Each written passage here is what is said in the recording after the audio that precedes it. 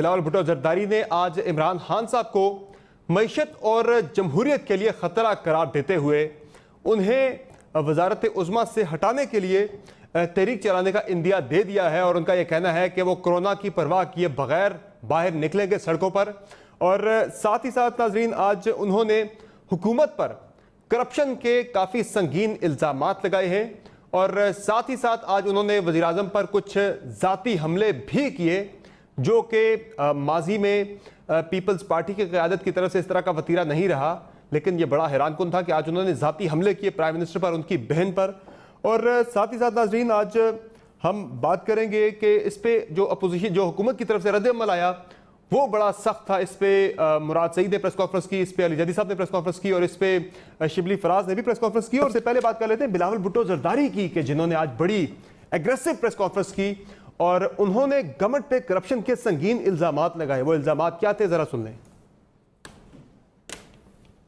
PTI की हुकूमत पाकिस्तान की तारीख में सबसे करप्ट तरीन हुकूमत रहा। ट्रांसपेरेंसी इंटरनेशनल की रिपोर्ट, ऑडिटर जनरल का अपना रिपोर्ट, अलीम खान का मनी ट्रेल कहाँ है? सूबे महाज की वजीर पे करप्शन के इल्जाम, पोलियो में करप्शन, हज में करप्शन, पीआईए को बिठा दिया है। जाली डिग्री रखने वाले वजीर, पूरा पंजाब जादू और करप्शन से चल रहा है। फॉरेन फंडिंग केस में करप्शन, शुगर पे करप्शन, आटा पे करप्शन, तेल पे करप्शन, हर पाकिस्तानी का जेब पे डाका। मीडिया चुप, नैब चुप, कोई सो मोटो नहीं। जो सिलेक्टर्स है उनको भी जवाब देना पड़ेगा। बीआरटी जिससे खान का किचन चलता है, अली जैदी उनका वजीर का फ्रंटमैन कॉन्ट्रैक्टर है, आज तक करप्शन कर रहे हैं कानूनी तहफ़्फ़ुज़ के साथ। हमीद साहिबा, ये जो बात करप्शन की जा रही है वो तो गवर्नमेंट बिल्कुल डिनाई कर रही है, कहीं पे भी करप्शन नहीं है। वो कह रहे हैं कि कोई करप्शन नहीं। आप कैसे इस तरह की बातें कर रहे हैं? अपोजिशन के पास लगता है एजेंडा ही खत्म हो गया, कोई बात करने का कोई और इशू ही नहीं है। हमारे पास साहब, बिस्मिल्लाहिर्रहमानिर्रहीम, बात यह है कि मैं पहले भी, आपको पता है, 2 साल से यही काम कर रहे हैं कि जब भी कोई इनसे सवाल पूछा जाता है तो ये पिछले 10 साल गिनवा देते हैं।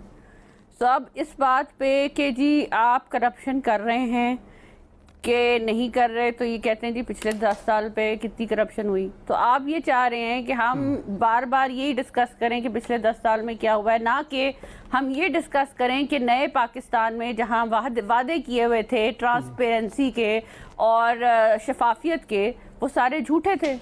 ये कह देना इंस्टेड ऑफ ये कहने के कि जी पिछली हुकूमतें करप्ट थी। हमने सुन लिया, बार बार बहुत देर से सुन रहे हैं, कितनी दफ़ा सुनेंगे।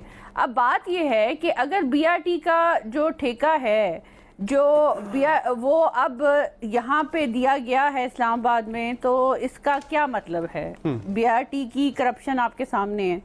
अब उसका जवाब अगर आलिया हमजा साहिबा मेरे लिए बहुत जो है मुहज़्ज़ब हैं, अगर वो ये देंगे जी पिछली हुकूमतों ने करप्शन की थी, तो ये तो जवाब तो नहीं हुआ। ये तो इसलिए तो लोगों ने इनको वोट नहीं दिए थे। अगर इनसे पूछा जाए कि चीनी की कीमतें, आप sugar mill owners, utility store से शुगर मिल ओनर्स अभी भी उसी कीमत पे ले रहे हैं शुगर कमीशन की रिपोर्ट आने के बाद, तो और जो आम मार्केट में है वो चीनी सस्ती मिल रही है। आप जो है यूटिलिटी स्टोर्स पे जो से महंगी ले रहे हैं, यूटिलिटी स्टोर से चीनी ये फैक्ट्रियों से महंगी चीनी ले रहे हैं। आप प्रॉफिट किसको दे रहे हैं? माफिया को दे रहे हैं। तो आलिया हमजा साहिबा कह देंगी कि पिछली हुकूमत ने करप्शन की थी। अगर आपको कह दें कि लोड शेडिंग हो रही है पाकिस्तान में पूरे ओवरऑल, तो आप कहेंगे जी कि पिछली हुकूमत ने की थी। अगर आपको कहा जाए कि जी गवादर पोर्ट जो है वो मियां मोहम्मद नवाज शरीफ ने बनाया था, तो वो कहेंगे नहीं वो तो इमरान खान साहब ने इनॉग्रेट किया था, तो वो तो उन्होंने इनिशिएट किया था। जो है कड़वा कड़वा जो है वो थू थू है और मीठा मीठा। अरे आप छुप नहीं सकते ये इल्जामात लगा के। आपके जो मामलात हैं उन्हें मंतकी इंजाम तक पहुंचाएंगे। वो कह रहे हैं असल करप्ट तो आप है, अब हमें कैसे करप्ट कह सकते हैं? शुक्रिया समर साहब। अब मैं बता देती हूँ करप्शन की इंतहा क्या। मैं फैक्ट्स एंड फिगर्स के साथ बता रही हूँ, मैं आए बाएं शाही नहीं करने वाली आलिया साहिबा की तरह। ग्रीन लाइन स्कीम, टोटल लागत है 24.6 बिलियन, ठीक है। जून 2019 में इन्होंने यूटिलाइजेशन किताबों में दिखाई है 21.2 बिलियन, और जून 2020 अभी जो गुजरा है 1 महीना पहले, इन्होंने यूटिलाइजेशन कागजों पे दिखाई है 19.5 बिलियन। आप समर साहब कराची में मेरे साथ चलें उस साइड पे, आपको वहां पर एक पटरी नजर नहीं आएगी। सही।